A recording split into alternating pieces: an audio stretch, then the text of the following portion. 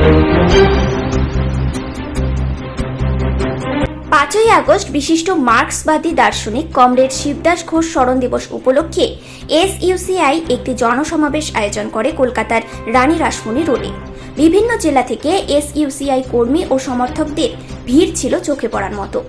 এদিন মঞ্চ থেকে বক্তৃতা রাখেন সংগঠনের প্রভাবশালী নেতারা।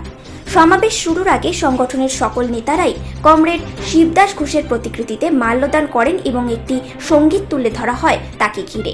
পরে তার অবদানের পাশাপাশি তুলে ধরা হয় তার অবর্তমানে রাজ্য ও দেশের শোচনীয় রাজনৈতিক অবস্থার কথা। মঞ্চ থেকে তোলা হয় শিবদাস ঘোষকে ঘিরে জয়ধ্বনি, পাশাপাশি রাজ্য ও কেন্দ্র সরকারের দুর্নীতির বিরুদ্ধেও তোলা হয় আওয়াজ। এছাড়াও আয়োজন করা হয়েছিল একটি ছোট প্যারেডের এবং মার্ক্সবাদী আদর্শ নিয়ে একটি বইয়ের স্টলের। এই সমাবেশ প্রসঙ্গে সংগঠনের প্রভাবশালী নেতারা কি বললেন চলুন শুনে নেওয়া যাক।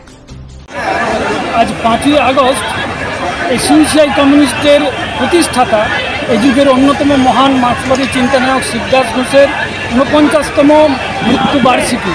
এই দিনটি সারা দেশ জুড়ে গভীর শ্রদ্ধার সঙ্গে পালিত হচ্ছে। দলের নেতৃত্বে তার গোটা সমস্ত প্রদেশে প্রদেশে বড় বড় সভা হচ্ছে। আজ কলকাতায় এই সভায় প্রধান বক্তা হিসেবে উপস্থিত ছিলেন দলের সাধারণ সম্পাদক কমরেড প্রভাস ঘোষ এবং কেন্দ্রীয় কমিটির সদস্য কমরেড চিররঞ্জন চক্রবর্তী, তিনি সভাপতিত্ব করেন।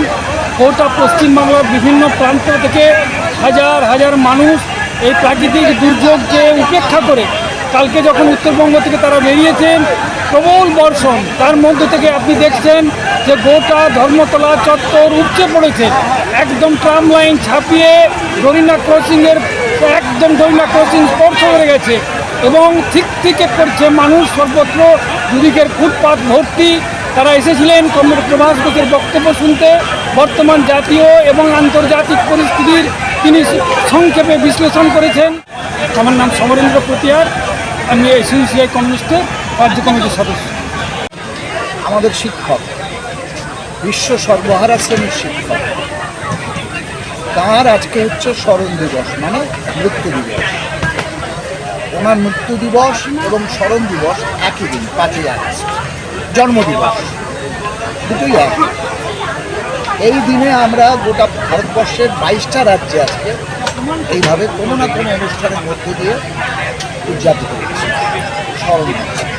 কোথাও কোথাও হয়তো দুদিন পরে করবে, চলছে। আমরা ওনাকে স্মরণ করি একটিমাত্র কারণে, যাতে আমাদের বিপ্লবী চেতনা, আমাদের বিপ্লবী কর্তব্য সদা জাগরুক থাকে, সদা সচেতন থাকে।